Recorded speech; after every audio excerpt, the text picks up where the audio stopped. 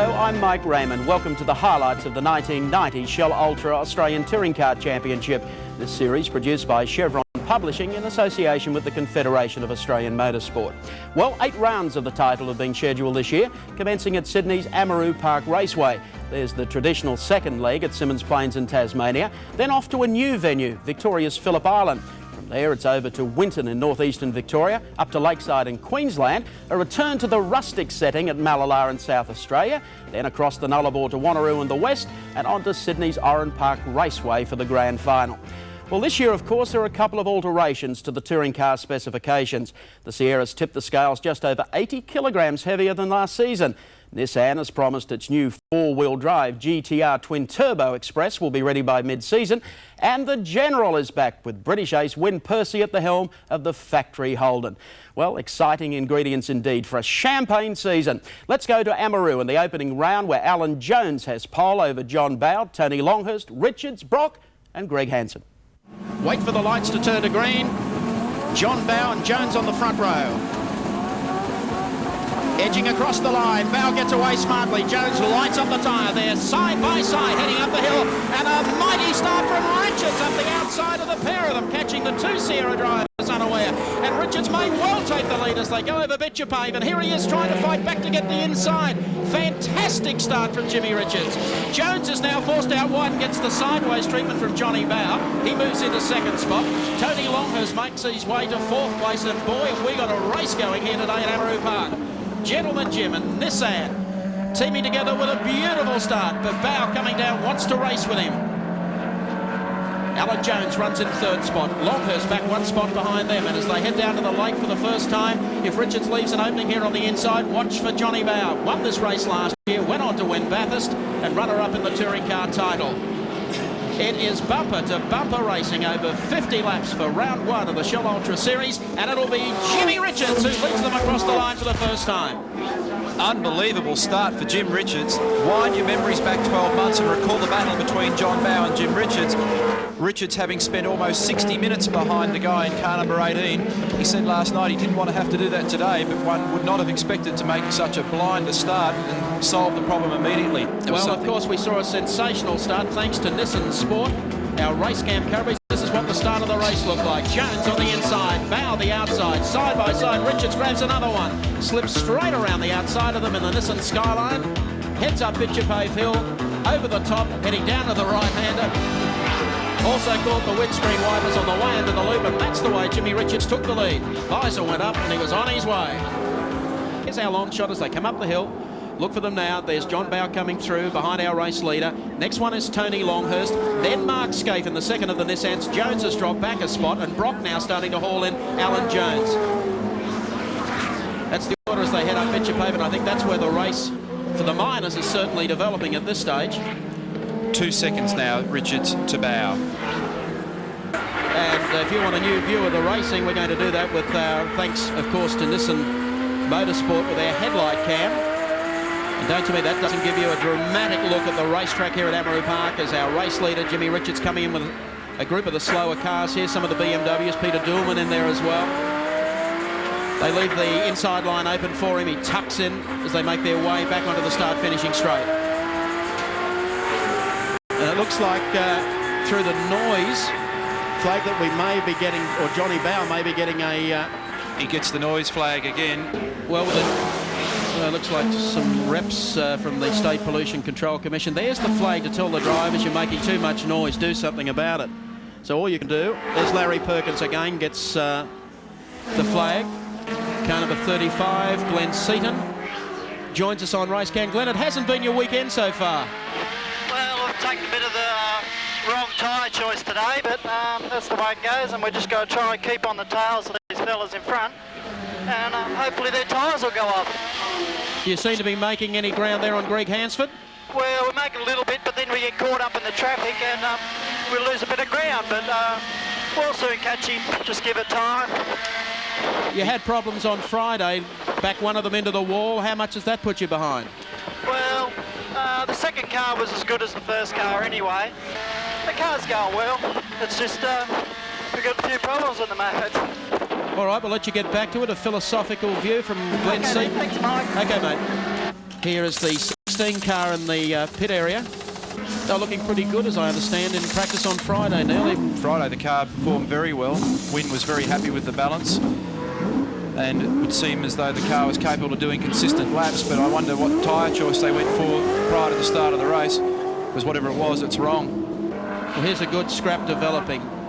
Peter Brock, Andrew Madecki, and the man coming from position number 13, Queensland's favourite son, Dick Johnson. Brock there with a gigantic lock-up. Was it Brock or Trevor Ashby in the... I thought it was Brock. He locked him up a couple of laps back, and here's Johnson getting very businesslike about a run, perhaps down the inside. Is there a gap there? There's enough there for Dick to put the nose in. That really and lands... Greg Hansford, he's gone through as well. That really left Andrew Madecki out to dry there just for a moment or two. So Greg Hansford closes up well and truly behind Dick Johnson.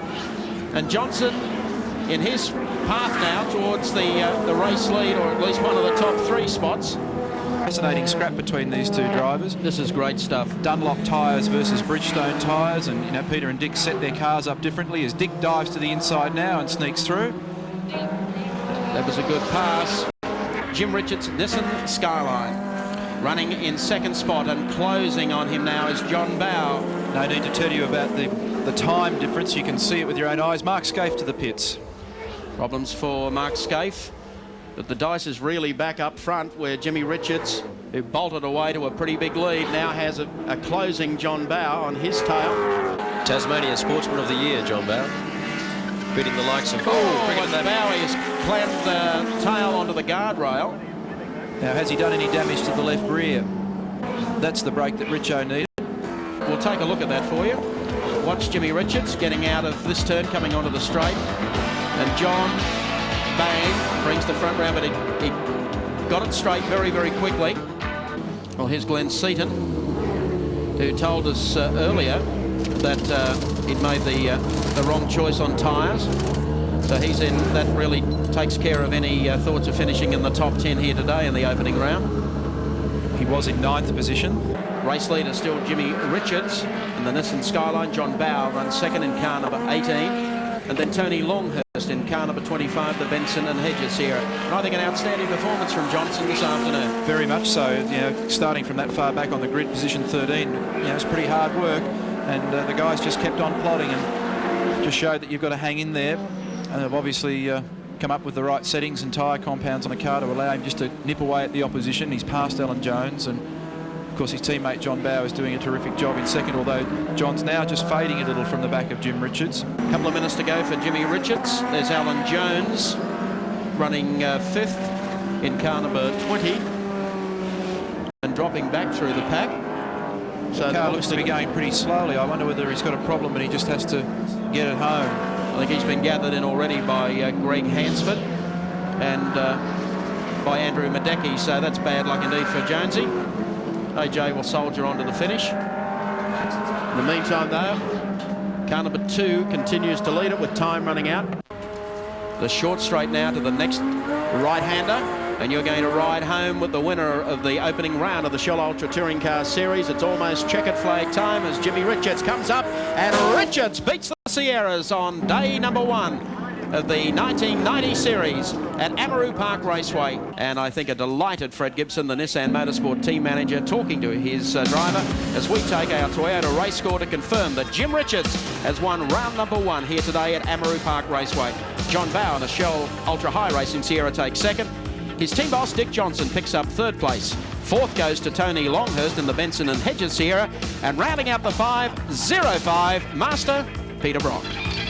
Well, what a great start to the series by Nissan's Jim Richards, with a strong top 3 performances by the Shell team duo of Johnny Bowe and Dick Johnson. Well, time now to hop over Bass Strait and join the boys at Symmons Plains, where Peter Brock has locked up pole clear of Longhurst, Johnson, Seaton, Jones and Bowe.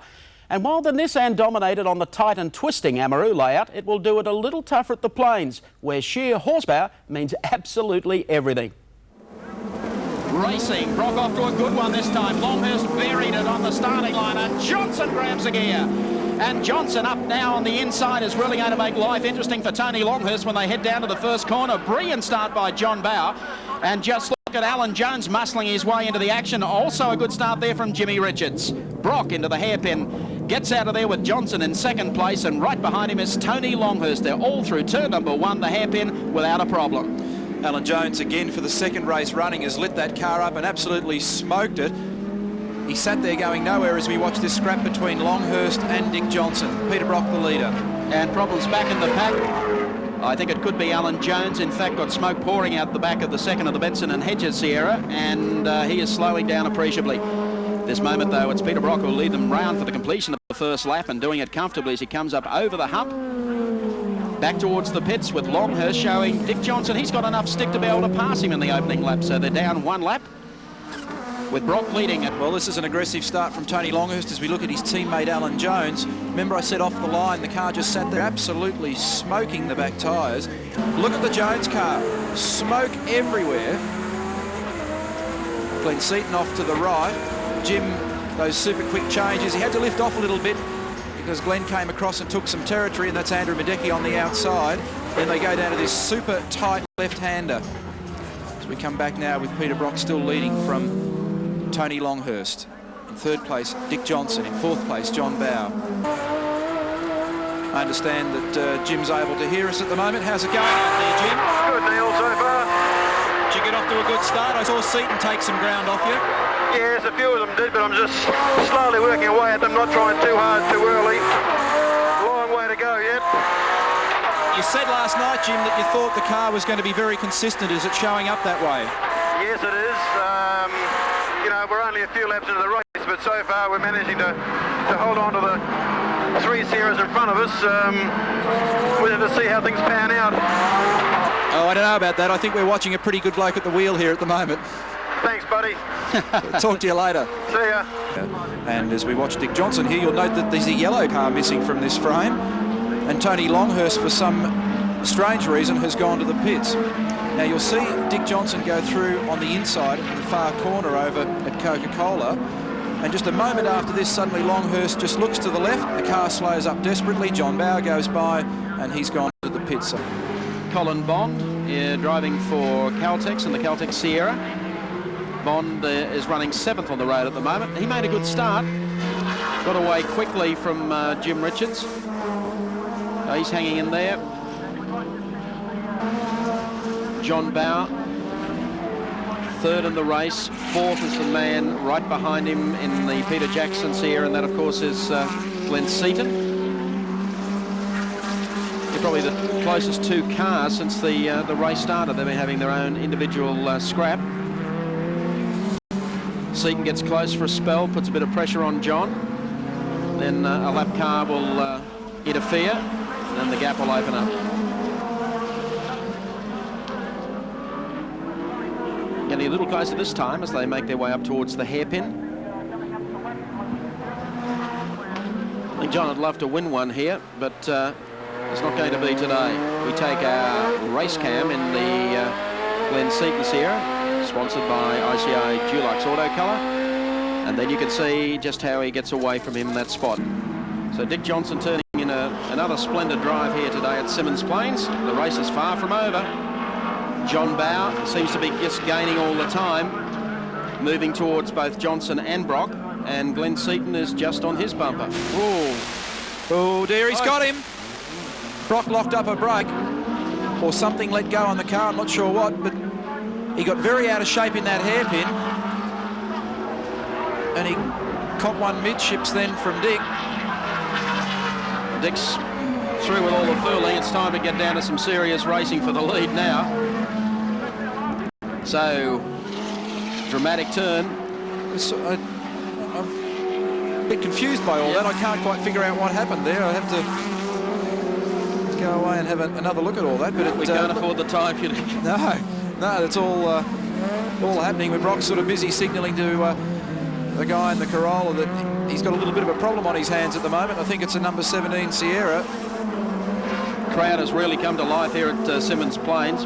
Very, very popular as Dick Johnson. Notice that the other 2 cars are still getting a little bit closer. Here we go again. I wonder if Peter's just getting on the wrong edge with tyres now. Thing's still skating around a bit there, isn't it? Yep.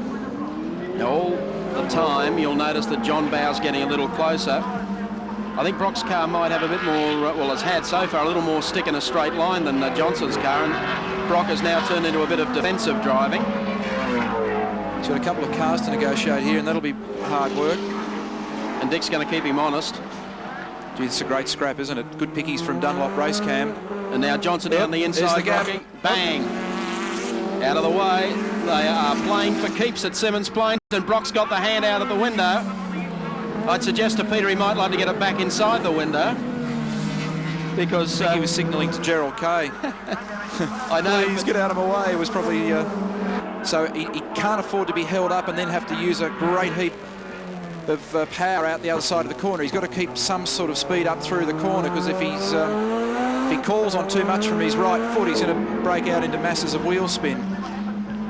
So if he gets balked by a car and then has to really push hard, then that only works against him. In fact, it's working against him already, because Dick Johnson's well positioned for a lead change here as they go to the left-hander at the end of the back straight, and I think he's pulled it off. Fantastic effort from Johnson here today at Simmons Plains. Zipping down on the inside of Peter Brock. He's taken the lead away. Crowd has really come to life.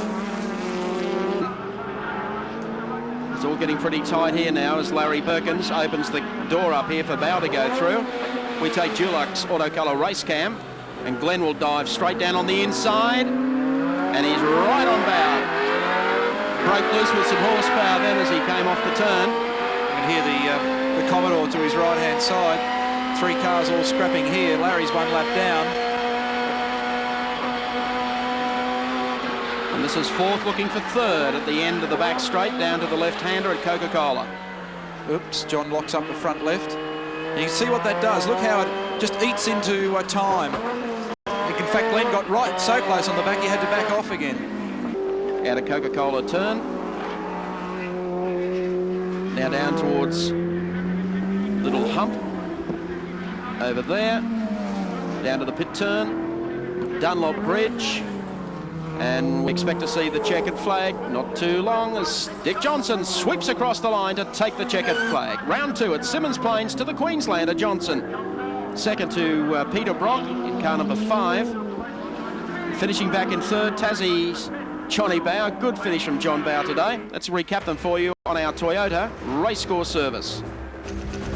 The winner of round 2 from Simmons Plains, Queensland's Dick Johnson. 2nd goes to Melbourne's Peter Brock. 3rd to Devonport's John Bow. 4th to Glenn Seaton. 5th to Andrew Madecki in car number 6. Well, I guess you could say a touch of bad luck for Brocky, but a brilliant drive just the same from Dick Johnson. Well, next stop is the wide open spaces of Phillip Island, usually a haven for the two-wheel heroes like Gardner, Doohan and Rainey, but a new experience for the turbo tourers. Once again, the B&H team has set the qualifying pace with Tony Longhurst on pole. He's followed by Glenn Seaton, the Shell boys, Johnson, Bow and AJ and Richards making the top 6. Who's it going to be, Longhurst or Seaton? Away they go. Seaton blasts them off the line and Bow goes with him on the outside. Johnson slips into 3rd as they sweep down for the run now. Alan Jones getting away to a great start on the outside, but it's Glenn Seaton and the Peter Jackson Sierra making a brilliant start from John Bow. Next is Dick Johnson, and rounding them up on the outside was in fact Alan Jones as they go down to the southern loop. 1 or 2 cars not getting off the line. I think one of may have been the Mustang, but let's have a look at here as Jones up on the inside here, putting some pressure. There's a spin there back in the pack. Oh, it's Brock and cars spearing every which way. So Brock, his race is run. He spins the car around, tries to head back to the pit area, and a cloud of dust down there. Lukey Heights and Glenn Seaton promising to do this for so long for the Peter Jackson team. He's doing it comfortably now, and there's Ray Lintott. Bad luck for Ray. First up start in the Valvoline Sierra. A great start there from Win Percy up into about 4th spot or 5th spot. Sensational start. Maybe the bingle that we saw back in the pack involving Brock may have taken out some middle markers, and that's where Percy's jumped 1 or 2. Well, Mark Duquet was the other Commodore that we saw involved with Brock in the late part of the incident, and there's the Steve Reed Commodore with the front left severely damaged. Very, very quick pit stop for Brock. Boy, that was a quickie. I thought he took some of the air hoses with him, but he's off and running, rejoins the race. Seaton has done a lot of testing here at Phillip Island. Just look at Longhurst, the way he just zeroes up on the inside and says, Dick, see ya. That is the move so far of the race, and you saw it on our race cam. Now the cat amongst the pigeons, Longhurst straight down on the inside. You get the feeling that maybe something could happen. No, he's just playing the role of the enforcer. Nick Johnson's going to get a bonus out of this as well. Glenn Seaton arguing about third at the moment with John Bower, who has a look on the inside and makes a very effective move, but he's losing a bit of fuel from the back of that car by the look of it. And then Win Percy's still hanging in there behind Alan Jones. Then we've got Madecki in the second of the mobile cars, although he's the lead car at the moment with Brock in 30th position. Jim Richards behind him. Larry Perkins doing a great job, and he's in the scrap with Colin Bond and Greg Hansford. Oh, it was Jim. What a move that was. Oh, and look at Larry down the inside of Andrew. A nice bit of driving. That car's been working very well this weekend. And how good is it to see a Nissan, a Holden and a Ford all having a battle? It's good. It's refreshing. Sensational. And look at Greg Hansford here in the Alan Moffat ANZ Banking Sierra, coming up on the inside here of Colin Bond, working away at Madecki. And Alan Moffat, of course, has brought over the Swiss tuning expert Rudy Eggenberger for this meeting. Oh, look at Bondi pulling out of the draft there, trying to get down the outside of Greg Hansford. Look at Larry. And Larry Perkins going on with it. So Seaton's in the pits. There's Glenn Seaton. And I know how he feels. Yes, you've had a day of that. Johnson still sits on the tail of the number 25 B&H Sierra. Then John Bower. So the Johnson cars running second and third at this stage. I'll tell you what, the performance of both Win Percy and Larry Perkins has brought this rather large crowd to life here today at Phillip Island. Oh, Alan there's Jones Jonesy. and John Bower. John Bower. Keeping in mind they had a big heave too at Simmons Plains, where Alan Jones lit up the tyres and got going as Perkins slips by, and so does Jim Richards. So that was a costly exercise. Johnson getting closer all the time here. There it is with the Peter Jackson car getting off. And that was the run down to the first corner. And Dick Johnson takes Tony Longhurst to capture the lead in round number 3 today at Phillip Island. Oh, now I know why they're going to bring Peter Brock into the pits. He's got one of our camera cables on the back. Now, he always wanted to be a TV star. So Longhurst to the pits. That really does throw all the cards up whether Johnson has gone with the right compound to go the full race distance. And the same with John Bower. So I think that moves, Bower to second, Alan Jones to third, Jimmy Richards in fourth. Well, we said there was going to be some pit action. There certainly is. Car number 2, Jimmy Richards, and car number 20, Alan Jones. Side by side, so Richards said he would be more competitive the longer this race went. He's not too far off the beam. The championship hopes, car number 14, Murray Carter, has decided to bail. A little onboard fire, have we, or electrical fire going in there? And he brings in the President Ford. Things wouldn't be too comfortable in the cockpit there because Murray's got the door open. Oops. He was in 8th. In fact, didn't make the pits. And we have, in fact, I believe a fire under the hood going there. Sure have. I want to be getting some, oh hell, get some extinguishers on that in a real hurry, or get away from it in a big hurry. Murray's guiding everything. He said, give it a squirt there. Teammate John Bower will close it up just a little before checker flag time. They come up and put a lap on the tail enders. Heading up to Lukey Heights. And now the sprint down to the left-hander after the dipper to Nissan Corner. Well, it's been quite a day for the Johnson Shell team as they exit and head down to the left-hander now. You have to speak volumes for John Bower here too. Difficult thing to harness your enthusiasm and just sit in there and do this. And also remember, he recovered from the shunt with Alan Jones. Now Andrew Madecki's got some problems there. Coming out of the last turn and looking straight at the checkered flag. It's out, and Dick Johnson, a 1-2 for the Shell team at Phillip Island this afternoon in the Shell Ultra Sierras. Car number 17, Johnson the winner. John Bower, his teammate from Devonport in Tasmania, takes second in the 18 car. And of course, Jimmy Richards will pick up third in the Nissan Skyline, car number 2.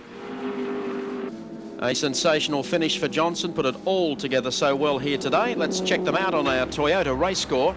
Johnson, the race winner in the Shell Ultra High Sierra. Second to John Bowe of Tasmania. Third goes to Jimmy Richards in the Nissan Skyline. Fourth place, a good finish to Colin Bond in the Caltech Sierra. And rounding out the 5, a tradesman's job from Greg Hansford in the ANZ Sierra. 2 in a row to Dick Johnson and a great 1-2 finish for the Shell Sierras, and a fighting third to Jimmy Richards too in the Nissan. Round 4 of the championship has taken the drivers to the tight confines of Winton Raceway near Benalla in Victoria. It's a tricky little layout, and true to the script, Richards has grabbed pole from Jones, Longhurst, young Mark Scaife in the second Nissan, Seaton and Holden's Win Percy. Cars in position now for the start of round number 4 of the Shell Ultra Touring Car Championship from Winton. Pole sitter Jim Richards, AJ on the outside of the front row. Wait for the first turn.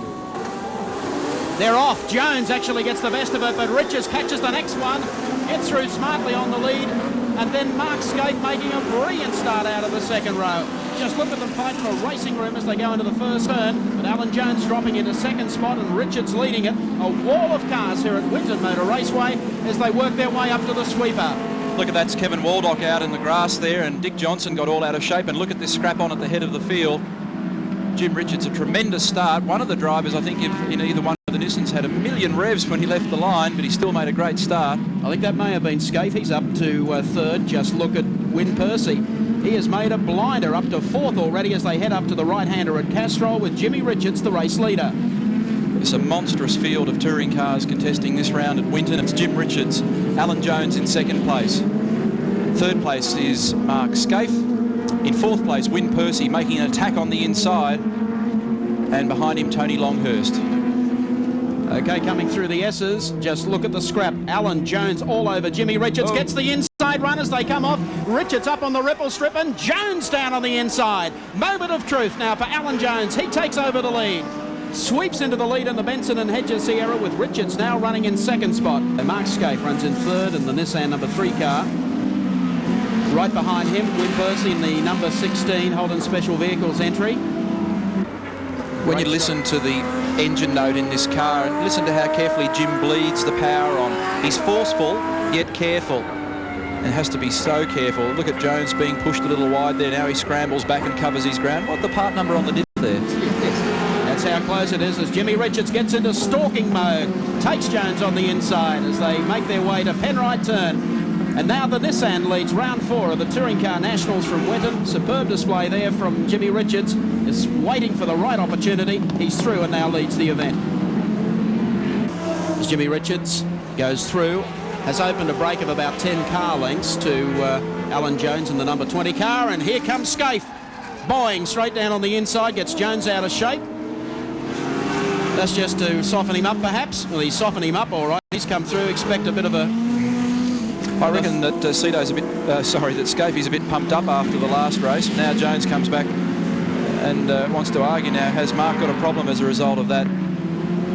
Well, maybe he's got some damage on the front left. And here comes Longhurst down the inside on the back straight. He's giving him the Rover Mowers treatment, but I think you'll find that Longhurst will get through. That's when Wynne was praying the Commodore was a mere 12 feet wider. That really was a costly error. We're 17, coming up to 18 minutes in now.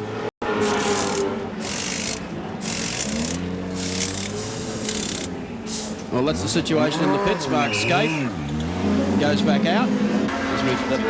The Munro shock absorbers, Mercedes-Benz of Phil Ward being hotly pursued by Jim Richards. And Ward is involved in a scrap of his own with one of the BMW M3s, the ex-Brock cars, which were the ex-Gardner cars. Isn't that a marvellous... He's a bit busy to see Richo, I think. Isn't that fantastic stuff from our Nissan track cam? You see that friendly wave from Wardy as he saluted his fellow competitor there. There's Larry Perkins giving John Bowe something to think about at the moment. They're old competitors from the open wheeler racing days, and we wouldn't get more fierce drivers, I don't think, than John Bowe or Larry Perkins. JB isn't giving him too much ground. Perkins has been right on him right from the start of the race. Well, Mark Scaife ready to step out of the car. So his race is over for the afternoon. There's the Benson and Hedges cars having a battle for second and third. And Tony's making a lunge here, and I think he might just squeeze through. Alan made that very easy. Yeah. Tony Depends waved. who's paying the bills, I guess, doesn't it? Yes, just a little wave to say thanks. As he now gets on with the pursuit of race leader Jimmy Richards. Win Percy's Holden Commodore, which was running in 4th position, just mysteriously stopped in the middle of the road, and engine builder Rob Benson went sprinting down to it in the grass, opened the passenger's door, had a look, obviously did something. They got it mobile once again, and now it's pulled up at the top of the circuit. So that's put paid to the Holden Racing Team effort this weekend as we look at Dick Johnson, who has moved up a slot as a result. So that puts Glenn Seaton in 4th, Dick Johnson in 5th, John Bow in 6th. And meanwhile, Jim Richards is just annihilating the pack. Let's go to our Dunlop race cam, and hard at work today, Dickie Johnson. Hard at work's not the meaning of the word, mate, I can tell you. Well, what is the definition of Winton? Come again? What is the definition of Winton? Winton. It's like running a marathon round your clothesline. Well, Murray Carter, if you recall, at Phillip Island. I think it's burning a little harder than it was at Phillip Island. The flames are still belching out of the other side, which you can't see from there, but the fire crew was there very quickly. Oh, Peter Brock, dearie me, Ray Lintott, that just in front of him in the Valvoline car got very much sideways. So through natural attrition, a few other problems, Peter Brock now moves to 8th. That's quite a performance. I'll show you the gap between Jimmy Richards and Tony Longhurst shortly as he works his way up to the right-hander at Castrol. And comes down the back straight. I reckon his bag, this one, is comfortably in front of the 2 B&H cars. Look for the first yellow car. I've got the stopwatch on this gap. Richards goes through. 6.6 seconds from Jim to Tony. There's our second place, Tony Longhurst, going through. Here comes third placed Alan Jones. 48.5 minutes down as they come across the line. Race order still Richards over Tony Longhurst, Alan Jones, Glenn Seaton, then Dick Johnson, John Bow. We're following at the moment Larry Perkins, then Colin Bond. Peter Brock is the next one after that. And then Mark Gibbs in car number 21. Well done on Mark Gibbs's part. Been a good drive in the GIO Commodore. This is the battle for 6th we're looking at. And, we're now 49 minutes and 23 seconds in, so about 30 seconds to go. We'll look for Jim Richards. Whoa, Perkins has gone the wrong way. He's gone down the end, yeah. But has he? Because Bondi's out in the dirt as well. That's the bit we can't see. Oh. Well, everything stayed the same, except the gaps are bigger. The gap just opened up. That has just taken all the pressure off. JB be having a breather right now. 49 minutes and 48 seconds, and not too far off the finish of this race with Jimmy Richards is coming down the back straight now for the last time. Looking for the checkered flag. Last corner comes up, and he's done it. He's broken the Ford Sierra stranglehold. Richards takes it at Winton. Jimmy Richards across the line in car number 2. A win today for Nissan. That's 2 years in a row.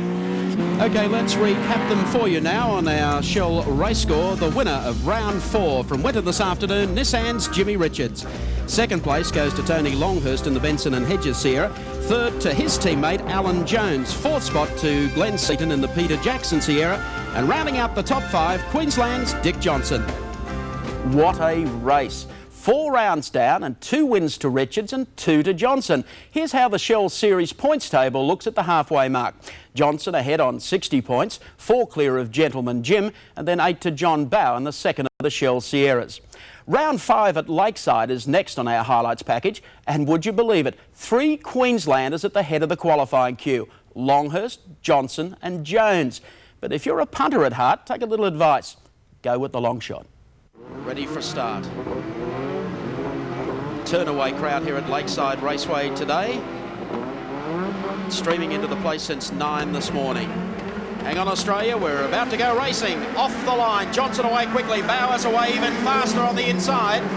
The 2B and 8 Sierras have been shuffled out by the Shell Sierras as they head down to the carousel. The right-hander for the first time. And you'll find it'll be Dick Johnson in the lead from teammate Johnny Bow. Now it's a toss-up whether Longhurst actually got the better of Alan Jones as they come out of the carousel. And a good start also there by Greg Hansford. Jimmy Richards out on the dirt and Mark Scaife up 2 spots ahead of him as they come beneath the Dunlop Bridge, and we're working lap 1 of round 5 here from Lakeside. Tremendous start from Johnson. He got the car off the line just beautifully and already starting to increase that slight advantage on this first lap. The critical element, as we mentioned a few moments ago, in this race is going to be the treatment of tyres and how they withstand the temperatures and the extra abrasiveness in this circuit as Kevin Waldock goes off. Car 55 with severe damage to the front right-hand corner. Longhurst, car 25, the pace setter in most of the practice and qualifying sessions, and is right behind John Bowe at the moment. Then Alan Jones, Greg Hansford, Mark Scaife and Larry Perkins. Tony takes to the grass to have a look on the inside of Bowe. Joining us in commentary today, one of Australia's top touring car drivers, Alan Grice. Welcome aboard, Alan. Thank you, Mike. I see Win Percy's made a very good start there through. He's picked up about 4 positions. At the moment, we've got Tony Longhurst working away at John Bowe. Tony, who had set the pace here, we take a special Dulux Auto Colour race cam from the top of Glenn Seaton's car. Just look at the rubber left on the racetrack. Well, Cito got swamped a little bit by Mark Gibbs. Then Win Percy, pow, straight through the middle, and that was Peter Brock that he squeezed. That wasn't the best of starts from Glenn Seaton, but that'll give you an indication of just how much cut and thrust there is in the first turn. Yes, indeed. He lost about 5 places there. There's Johnson, though, down to the left-hander at Hungary Corner. Now, Johnson will go through. There's the gap that he has over John Bowe, who runs in second. There's the gap back to third. That is Alan Jones, then Greg Hansford, then Tony Longhurst, and then Larry Perkins coming on like gangbusters. There you have Colin Bond. He's followed then by Mark Scaife. The next one behind Scaife is Richards. There's the first one. The Benson Hedges team in for a quick stop. Right on cue, really, Alan. Yes, yeah. Bond, of course, drove superbly at Winton, came off the back of the pack, and he's driven a well-judged race so far, starting out of position number 9.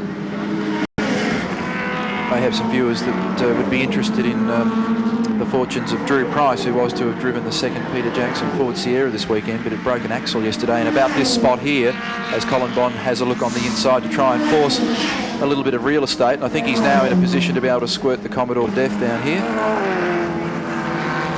Yes, you often have to come within a thou or two of Larry's rear vision mirrors before he'll give you the call. Andrew Madecki in the car number 6, Mobile Sierra, in for fresh rubber.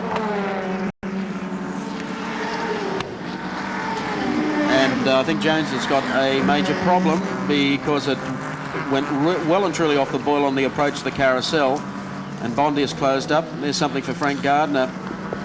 Yes, there's not enough water. No, there's not enough water in that. Nick Johnson, dashboard cam, Shell Sierra, thanks to Dunlop, and you'll see just how busy the race leader is around this track. It's a frantic little circuit and pretty quick. He has a glance at his pit board, then a glance in the mirror, and he'd be pretty relaxed and relieved to see that there's just another red car behind at the moment. The top 12, as I see it at the moment, Dick Johnson leading from John Bowe, still with a gap of about 4 seconds, then back to Alan Jones on our lap chart, but of course he's vanished. Moving up into 3rd place, Greg Hansford. 4th place is Colin Bond. 5th is Mark Scaife. 6th, Jim Richards. 7th, Peter Brock. 8th, Glenn Seaton. 9th is now Win Percy. 10th is car number 6, Andrew Madecki, having made a stop, and Tony Longhurst is behind him at 12th. As Jonesy comes in, I don't think they'll have to worry about the tyres, and I think that's already been signalled. The problem is a little more severe than fresh rubber, and let's go again. And let me tell you, there's plenty of activity in the pit area. Just in at the moment is Greg Hansford and the Alan Moffat ANZ Sierra. And here's the pride of the Caltex CXT fleet, Colin Bond of Sydney, car number 8. As I mentioned earlier, sensational drive at Winton from the back of the pack. And here today, just soldiering on, there's Glenn Seaton, car number 30, the Peter Jackson Sierra. He's been in, and you saw Dick Johnson's crew preparing for the arrival of Dick Johnson. So it really is up to Colin Bond whether the Toyo tyres on Colin Bond's car go the distance. That could be the major boil over the touring car series. Here's their race leader, Dick Johnson. This is really like a F1 Grand Prix here today. They're all in for quick stops. Dunlops for Johnson. And that will give Colin Bond the race lead in car number 8, the Caltex CXT Sierra. Good stop. Good stop, yeah. Second stop for Tony Longhurst. Colin Bond continues to lead round 5 here at Lakeside today. The man who was making a big charge, Dick Johnson, we believe, a bit of a slide off the circuit only a lap ago and has dropped down a couple of spots. So that really does take the pressure off race leader Colin Bond and Peter Brock. And Wynne is still doing mid-56s, which is around about the same time that Colin Bond is now. Colin's just slipped back that little bit, but bearing in mind these are the only 2 cars that haven't stopped. And he's about 12 seconds behind Peter Brock. And the puffing and huffing from this car continues. Peter's still second. Blowing plenty of fumes here today. Yes, indeed. Every time he backs off, it's... Look at the action in the pits. Larry Perkins, the number 11 Perkins Engineering car, in for fresh rubber. And out quickly. We take Nissan Motorsport race cam with Jimmy Richards. Richards up to 5th now, so that's going to make it very interesting at the top of the championship. Dick Johnson leading the series. 60 points to Jim Richards' 56 for the split. And as Neil said just a while ago, you just got to keep hanging in there. Last lap board coming out for Colin Bond. I'll have a patent on his tyres after this race. Everyone will be on for the next one at Lakeside. Yes, indeed. He's the only bloke that may well do the Tooheys 1000 without a pit stop. But isn't it great to see one of the regulars, one of the old timers, as they say, bloke is really nature's gentleman. Yes, and it just goes to show you've got to keep banging in there, haven't you? You've got to keep hanging away at it. Peter Brock still runs in 2nd. Wynne Percy is 3rd, so a major upset in round 5 of the Shell Ultra Nationals today. Bondi comes through Hungary corner, headed to the top of Motorcraft, just ahead of Greg Hansford, who did so well so early in this race in the ANZ Banking Sierra. He's getting stronger at every outing, but the last corner is coming up now as the Caltex CXT Sierra comes onto the start finishing straight. They all expected a Queensland victory. It hasn't happened. The old-timer Colin Bond and the Caltex Sierra taste victory. 2nd spot is going to go to Brocky in the Mobile Sierra, car number 05. And Wynne Percy in car number 16, the Holden Special Vehicles Commodore, will take 3rd. What a sensational race here today. There's the man who has done it. Let's check them out on our race score. Shell Ultra race score. Colin Bond is your race winner from Lakeside. Peter Brock finishes in 2nd. Wynne Percy is 3rd. John Bowe comes up to 4th. And Jimmy Richards finishes 5th in the Nissan Skyline. What a fascinating race, and congratulations to Colin Bond and the Caltex team. A popular 2nd for Peter Brock, and some heart for Holden fans with Wynne Percy taking 3rd. Time now to beat the heat and head for the rural surrounds of Mallala in South Australia and round 6 of the championship. Well, there's a lot of interest here too with the debut of the new Nissan GTR. Mark Scaife has qualified Godzilla on the 2nd row, while the front line is split between Brocky and the unlucky Tony Longhurst. Racing, Brock misses the start. The Nissan gets up behind the pair of them, has to go for another gear. Longhurst tries to carry on the outside, but it'll be Brock to the first turn. Good start there from Dick Johnson and also John Bowe as they sweep down towards the pit turn, where Brock will take over command. Heading down the short pit straightaway to the right-hander. Looks like 98 Joe Somariva has gone off there in the Commodore. Let's not worry about that. As we head down to the right-hander at the end of the pit straight. And there you can see Peter Perfect. What a perfect lead into the first turn after I thought it muffed the start. Brocky leading from Tony Longhurst. Dick Johnson, a great start. Johnson's up to 3rd. Mark Scaife in the new Nissan 4-wheel drive twin turbo GTR sits right in behind Dick Johnson.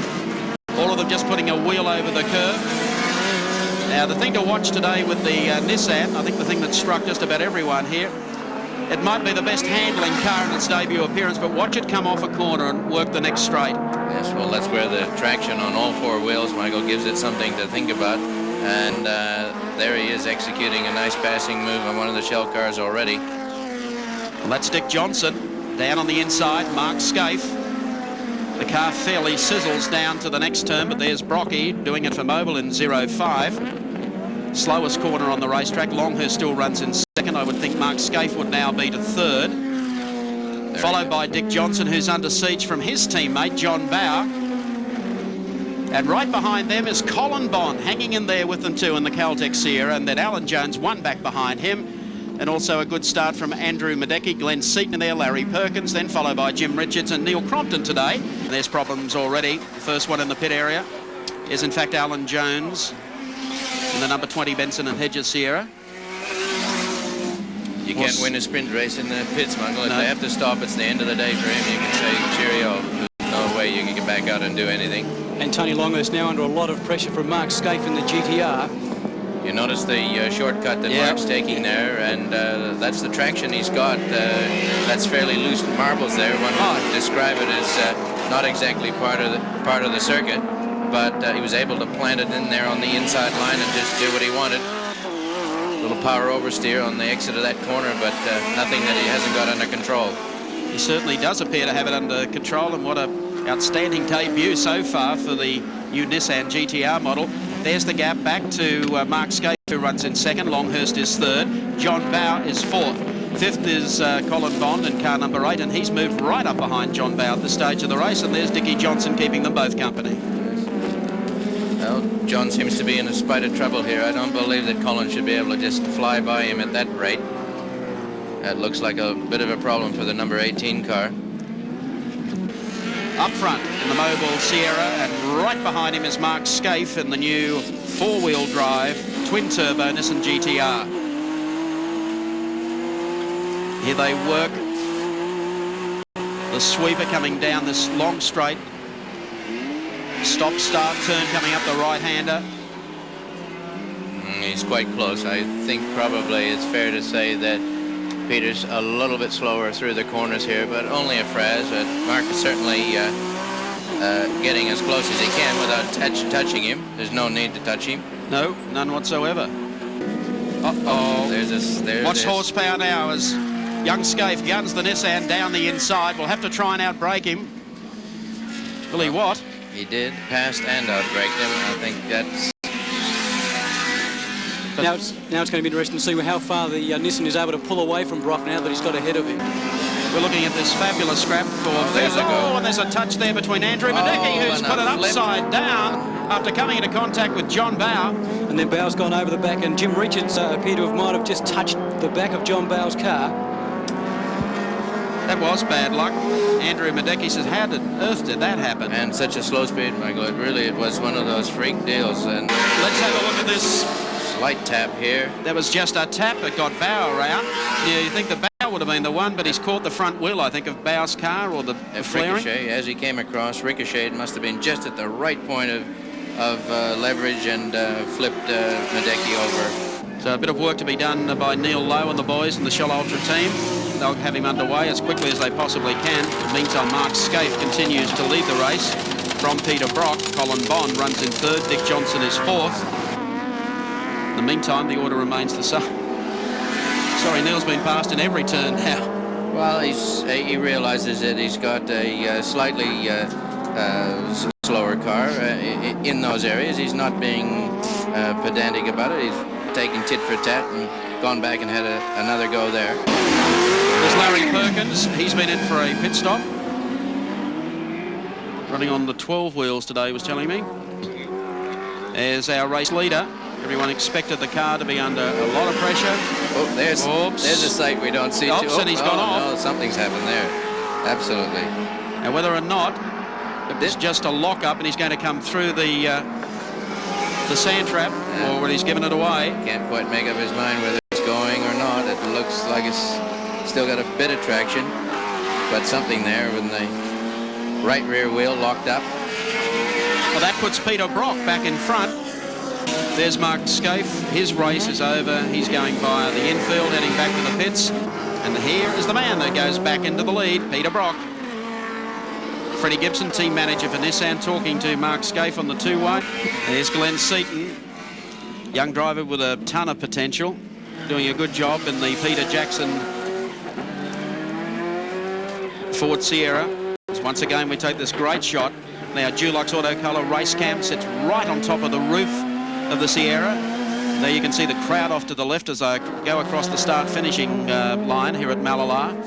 Then it's a quick kink to the right, then a kink back to the left. Seaton just putting the nose down there on the inside. He wasn't going anywhere there. No, he overcalculated there, and it cost him. Bond is really on the move here as they come down the back straight. If he can work his way to the outside, which is the inside here on Peter Brock. Can't do it this time. These corners are particularly hard. They have to throw the vehicle from one side to the other. Tight little left, right, left, and a lot of strain on the tires. But Brocky's held the lead there. I don't see any chance for Colin to snip by on the old pit straight. And here's where he's got to be a little bit careful. Bit wide again. Colin trying to come through on the inside. Not going to do him a lot of good there. He really needs to be.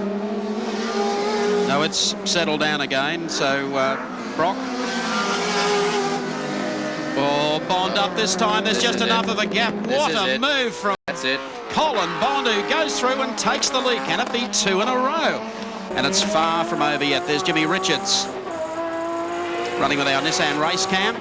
Jim is in 4th at the moment. Right, and definitely got Dick in his sights. But speaking of sights, Dick's got Brocky in his sights. In fact, it's just past him. Not on camera at the moment, but has just passed Brocky. But Colin Bond, talk about the veterans coming back with a vengeance in the Caltech Sierra. You know, age has got nothing to do with ability, Michael. I wish you'd start getting used to this idea. We're in the same club, pal. Yeah, we're all in the same club. And remember, Colin and I drove together. That's true. I know the aspersions you're casting. He's done a great job here and a superb job for Caltex, who have supported him for many years. When life was not so easy, but he's persevered with his own engines. They build them themselves in Sydney. They've worked on an Australian management system and certainly proving the day here today. Last corner coming up now as Colin Bond does it 2 from 2 in the Caltech Sierra. He is going to pick up the win here today at Malala. Dick Johnson in car number 17 getting across the line. What a fabulous second for Johnson. And it looks like third man home is going to be Jimmy Richards. So Richards gets across in 3rd, and that will give 4th to the ailing Peter Brock, who just limps across the line now. Check him out for you on the Shell race score. Bond is your race winner from Malala. 2nd spot goes to Dick Johnson, 3rd to Jimmy Richards, 4th to Peter Brock. A great drive, and rounding out the 5 is Tony Longhurst in car number 25. Another fantastic drive from Colin Bond. But what about the potential of the Nissan GTR? A most impressive debut indeed. On out to Wanneroo in the penultimate round of the championship. No surprises in qualifying though. Tony Longhurst on pole over Brock. Jones and Richards will share the 2nd row, while Seaton and Bowe round out the top 6. Green light on. Brock wins the charge, and Jim Richards out like helter-skelter down the outside. A bad start from Longhurst. Jones got the best of that. They'll all peg into the right-hander. Very, very tight turn, but it'll be Brock in front with Jim Richards right behind him. Alan Moffat. Things couldn't be looking much better for Jim Richards at this stage. No, great start, Michael, and he really wanted that because Alan Jones and Tony Longhurst, no mean fellows to be dicing with on the opening laps. He's in a beautiful spot. If Brocky's up marginally faster with his quicker time in practice, he can just lunge in there behind him, pick up a bit of the slipstream, although that doesn't look like he's going to be doing much of that on the opening laps. Here's a go by Longhurst. Well, that's very close stuff as they swing through there. Longhurst picking up the threads of that as they exit Kolb Corner and work their way up the hill. There's Brocky out in front. Longhurst in 2nd. Next is Jim Richards, followed by Alan Jones. A good start also from young Glenn Seaton and the Peter Jackson Sierra, and then Dick Johnson and John Bowe pretty close. And also a good start there from Win Percy in the Holden. As we look at the 1-minute penalty for car 20, Alan Jones, for allegedly jumping the start, but I'd have to agree with Alan. The length of time the cars sat there was crazy. Well, that won't make Alan Jones feel very good at the moment. In fact, if he gets out and passes his team leader here on this lap or the next, you'll know that he's pretty well set to hell with the 60 seconds. It's been the great thing about the Shell Ultra Touring Car Championship this year, Alan, that so many of the cars so closely matched, and traditionally we look at the top 10 in each of the races and there's just nothing between them. We take a look at the replay here of the start, looking from the Peter Jackson Sierra of Glenn Seaton. And as Alan Moffat quite rightly pointed out, a good, clean, healthy start, although Alan Jones, they say, jumped the start. What a pity.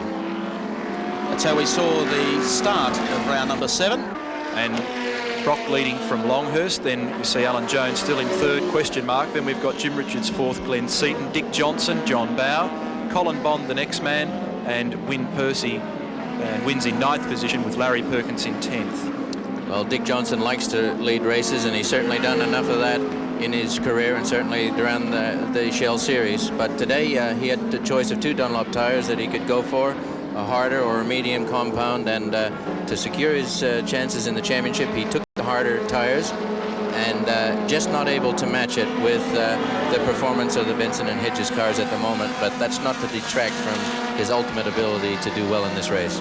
As he heads down to the right-hander at Kolb. How's it going, Dick? Oh, not too bad, mate. It's having a bit of problem early in the race trying to get tyres warm, but now we go a bit warm. Hopefully the others will start to come back to us. It looks that way from up here. Yeah, well, I've also got a twisted rear half shaft, which is vibrating like, well, I won't tell you what. No. Like something. But it's, you know, it's having a good old shake, and I've had it before, but and I don't think there'll be a problem. Dick with I've just got to try and get in front of Gonzilla there. Dick, with 20 minutes down in this race, are you comfortable about your tyre choice? Well, at the moment, but we'll just see how the other guys fare too. Okay, Sam, we'll let you get back on the job. Thanks, Thank you. Bill. There's our race leader. Let's look at the gap back to Tony Longhurst. It is a very long one, as Neil said, just over 7 seconds. Now 8.5 seconds. 8.5.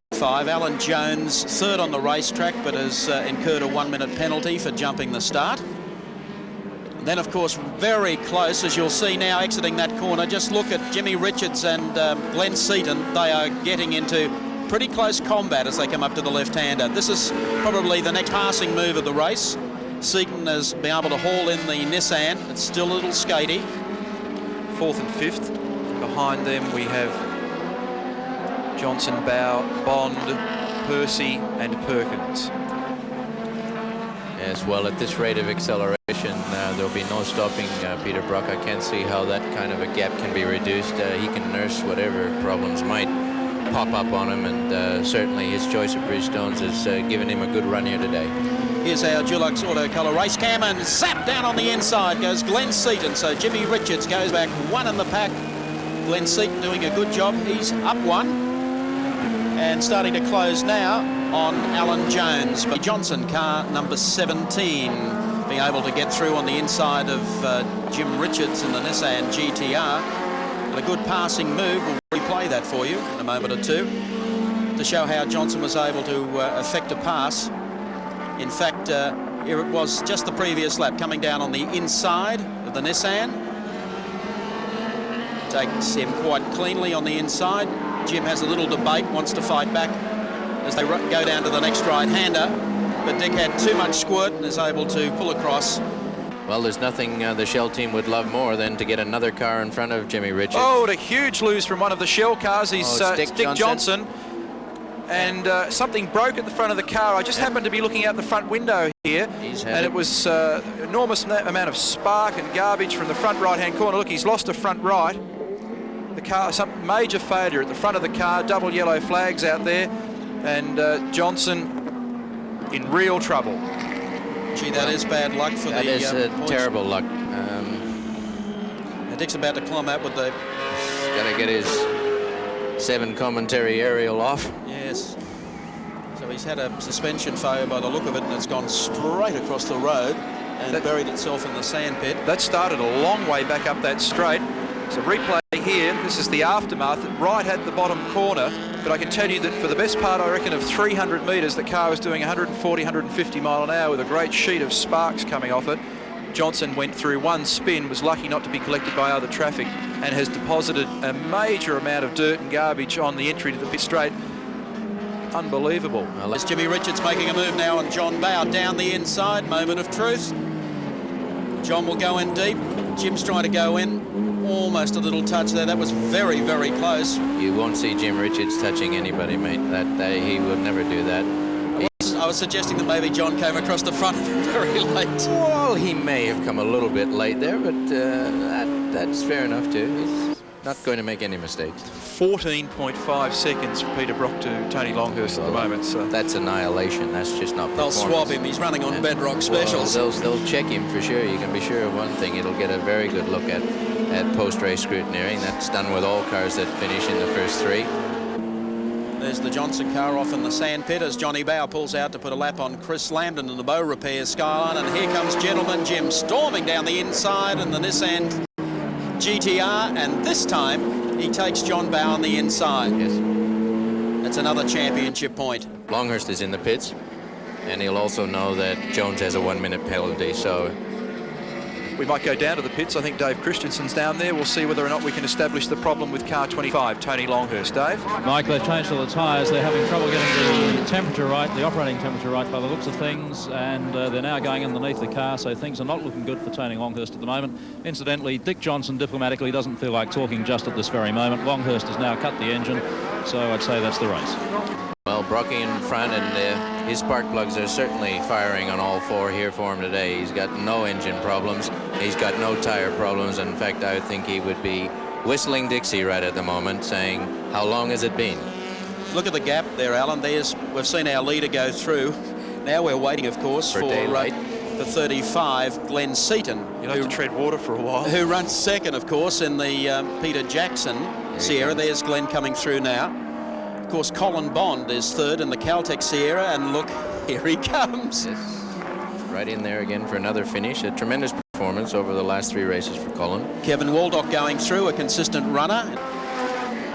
And he's got a pretty safe margin at the moment over Jim as Colin exits the pit straight. Jim is just coming into it in the GTR. Well, they've taken the last lap, and it looks like the first win coming up for Peter Brock for season 1990. But it's going to be a great and a very resounding win for Peter Brock in car number 05 for the mobile team. They've done so well here today. Dictated the pace in unofficial practice on Friday. Was beaten only by Tony Longhurst for pole, but keep in mind he was the fastest man in the warm-up this morning, and that's when everyone is geared up to go racing, not to be the fastest Sierra on a Saturday. Exactly. They've worked hard. This is what a lot of us feel, Mike. We don't want to see Brocky in a Bridgestone mobile combination. Okay, they're coming down to the final corner now. Peter Brock has arrived back in victory lane. He comes out of the last corner. The crowd here at Wanneroo Park going absolutely berserk, and Brocky coasts across the line. He's going to do it with style, with grace, and plenty up his sleeve here today. Second spot will go to Glenn Seaton, and what a great finish for young Glenn in the Peter Jackson Racing Sierra. Let's check them out then, Al, on the Shell race score. Peter Brock is your round winner from Wanneroo. Glenn Seaton places second. Third place to the Mr. Reliable, Colin Bond. Fourth goes to Jimmy Richards in the Nissan, and running out the 5, welcome back to Holden and to Win Percy. Success at last for Peter Brock in the Mobile Sierra. A good second to Glenn Seaton in the Peter Jackson entry, and Colin Bond keeping his hopes alive with a very sound third. You know, I rather doubt anyone could have scripted a better finish to a series than this year's grand final showdown of the Shell Nationals at Sydney's Oran Park. And to make matters even more interesting, Jim Richards has captured pole in the Nissan over Brock, Johnson, Longhurst, Bow and Seaton. Little wonder then why the fans are hanging off the rafters. Beautiful weather conditions here today. A capacity grid, a capacity crowd has turned out. The final round of the 1990 series, and the beautiful weather has even brought out the politicians, including Dr. Hewson. Ready for the start. Richards head-to-head against Brock. Richards wins the start. Absolutely flies off the line. Everyone gets off the line comfortably, heads down towards the first turn, and look at Richards spread eagling the field already as they head down. And a brilliant start, I think, from Tony Longhurst. He got a break. Richards did exactly that in Perth. Mike, he's obviously got all those 4 wheels pulling at the same time. There's no difficulties with their differentials in that start. Field closing up a bit in the infield. And now we have a couple of spoilers, Neil Crompton. Tony Longhurst, a magnificent start there, puts him up into second spot. John Bow is away quicker than Dick Johnson. Colin Bond, a lot of work to do, out of position number 11. Yes, it was a terrific start from Tony. Aggressive the first couple of corners and cleared himself up from position 4 on the grid after recording a 1:12.02 and chasing his old teammate Jim Richards. Well, ideally, Johnson wanted Brock up there, giving Richards plenty of curry in these opening laps, but Brocky must have slipped off the line with his clutch. He's a long way back, 7th spot there. You can see him in the picture now. And he'll work his way through, no doubt. Colin Bond starting out of 11th up to 9th as they complete the first lap on grand final day at Oran Park. It looks like the GIO car of Gibbs has gone off the racetrack, and he's trying to rejoin on the loop area heading down to Sutton's Corner. No one wants to lose the drift. I was going to say no one wants to lose the drift. They don't want to lose the slip, the draft. You've got me, Michael. And Brocky's taken that draft there. He's in a bad position here. He needs to turn right in a second or two, and Dick will be well placed to stay in front. But no doubt that bad start on Peter Brock's part is costing him dearly now. He'd like to have nothing but fresh air in front of him, but he's got a big Shell Sierra in front of him at the moment. Another little bite here. It looks like he's got him. Through on the inside of Dick Johnson over the top of the bridge, so Peter Brock picks up one. But keeping in mind, without going into the full scenario of where everyone's got, and should finish, for Jim Richards, the title will be Richards if he wins or finishes second to anyone but Johnson. So at the moment, there's no problem about that, gentlemen. Jim is just spread-eagling the field in the Nissan GTR, and there he goes. We're looking now from the Dulux cam on top of Glenn Seaton's car. Great view, chasing Dick Johnson down the straight. And Johnson's chosen the harder of the 2 Dunlop tires that are available to him, and hoping that everything will be fine for him in the last quarter of the game. Yeah. But he is a long way off the front runners at the moment. He's got Brock, both the Benson and Hedges cars, and of course Jim Richards in the sunset already. Jim's 12 seconds clear of Tony Longhurst at this relatively early stage. We're only 40 minutes into the race, and behind this duo we've got Colin Bond about 2 seconds shy of the mark, and then a small gap to George Fury, who joins the Peter Jackson team for the first time this weekend in another of the Sierras. Can't get any closer than that. I think Dick's driving fairly defensively at the moment. Some fantastic pickies today from Mark Woodley, Charlie Busby and our race cam boys. The Dunlop race cam out of the rear of Dick Johnson's Shell Sierra. Rock down into some traffic. Right behind him comes Bow. John Bow's done a superb job in the Shell team all year. Backed up Dick beautifully on every occasion. Just the once when he was bumped out in Malala. A great team driver and an asset to the Shell team. The gap from first to second, Richards to Longhurst, is now 18 seconds. It's like an Ayrton Senna performance. It's a bit like that. Here we go. Here's Brocky and Longhurst snap. Make that 18 seconds, Jim Richards to Peter Brock. So Brock has been able, after that appalling start, to be able to pick the pace up, come back through the pack. He was back to what, about 6th or 7th? 7th, I think. And now back to second. Let's have a look at a replay here of Glenn Seaton looking for Dick Johnson. This happened just a few seconds ago as we're checking on Brock. Down on the inside, moment of truth. Nice move, very nice. Was. Dick left a little opening there, and Glenn took advantage of it in the Peter Jackson Sierra, so he also has improved his spot. The grand final of the Shell Ultra Australian Touring Car Championship. There is your race leader, Jimmy Richards, in the Nissan GTR. Lap number 20. Beautiful looking car. Some great shots again from our Dunlop race cameras. Bondi straight down the outside, and that was just too quick. Johnson. What's happened to Johnson? Johnson's headed for the pits. Here he comes down pit lane. Yes, he's got a difficulty. So, tyre change for Dick Johnson. The championship had already slipped away.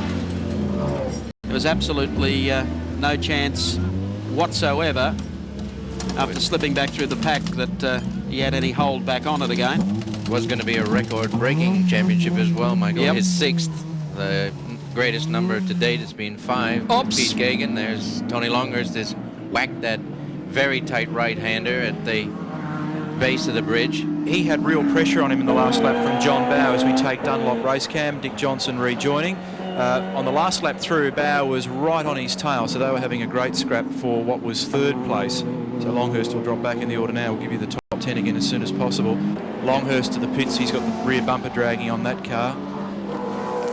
they'll obviously take an opportunity to throw some new tyres on as well. Glenn Seaton to the pits, car 35. There he goes in the foreground. So this is really drastically altering the shape of the top 10 at the moment. Mechanic pulling like crazy on the back of the car. He's needs some kind of gigantic scissors to snip that bumper bar. It's only plastic, it's not a steel bumper bar, so they are able to get their hands around it. Oh, Alan Jones with the bonnet up. I said last night I was getting set for a Queensland trifecta, the Broncos, the Brizzy Bullets and Dick Johnson. You've let me down, pal. Oh, mate, the race is not over yet. Oh, good on you. You think I was safer having my money on you than the Brisbane Bears? Oh, you wouldn't believe, mate, the things that can go wrong when you're knowing them to. Tell us about it, Dick. Well, I think my drink bottle had an enema inside the car here, and it created fumes because I used some gunk in the bottle that nearly blinded me. Then Brock got past me, would you believe? Unfortunately. Yeah. And that thing of his, like, I nearly choked to death on Mobile 1. It looks like the last train to Ferny Grove. Great to see you haven't lost your sense of humour. What's the use, mate? You die if you lose that. You're going to battle on and try and pick up a couple of points. Oh, all we need is a bit of luck, mate. All right, go get him, Tiger. We'll talk to you later. Thanks, pal. Thank you. Lap 32. We're riding with the race leader, Jimmy Richards, with our Nissan race cam. Just as you joined us just a second or so ago, Colin Bond and John Bowe, that great scrap that we've been following. Have a look at this. Down on the inside comes Colin Bond. Defensively driving was John Bowe, and wham. Whammo. Now that was a little uncalled for me. Oops, and also a catch on the front. Bond is then able to sweep around the outside and continue on. Johnny Bowe also picks up another gear, but he's carrying the legacy of that little coming together. Bond is 5th in the race. Bowe is still 6th in the race. And the mover and the shaker in the pack is George Fury up to 3rd. That's the fastest part of the circuit, and I think slightly unsporting maneuver.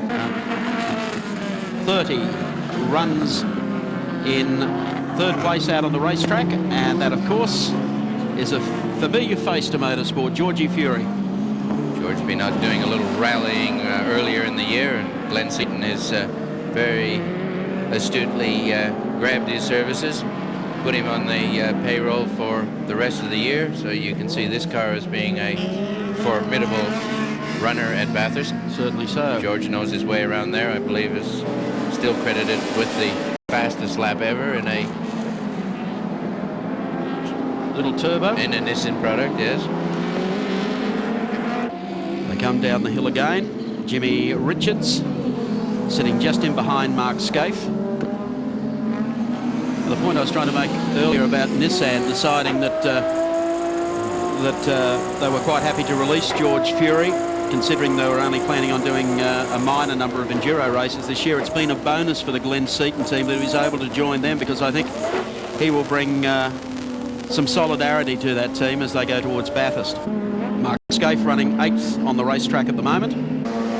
Well, Peter will be kicking himself today. He probably would have, I honestly felt, had the potential to win the race, but you can't give away anything at this level of competition. You have to grab the start by the throat, you have to get into the first corner, and you've got to keep that daylight in front of you and nice fresh air. Whatever was his problem off the line, it's cost him dearly, and it's honestly given Jim Richards a free run here today. George Fury still lapping very well here.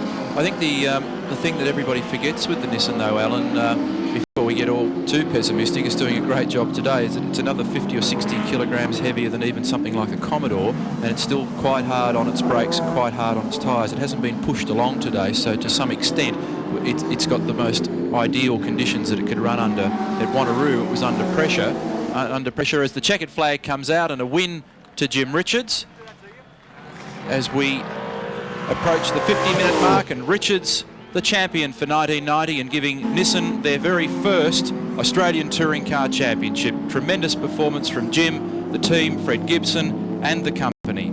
Let's check them out for you. How they've finished. The win going to Jim Richards, 2nd place going to Peter Brock, 3rd to George Fury as we check them out on our race score, 4th to Colin Bond and 5th to John Bowe. Well, no doubt about the winner of the grand final, or the championship for that matter. Jimmy Richards, the Shell Ultra National Touring Car Champion for 1990. Here's the final point standings for you. Richards the winner on 102, second to Peter Brock on 85, third Dick Johnson on 83, and a fine fourth to Colin Bond on 81. I trust you've enjoyed this compile of championship highlights from our 7 Sport telecast during the year, made possible by Chevron Publishing in association with the Confederation of Australian Motorsports. I'm Mike Raymond. Bye till next time.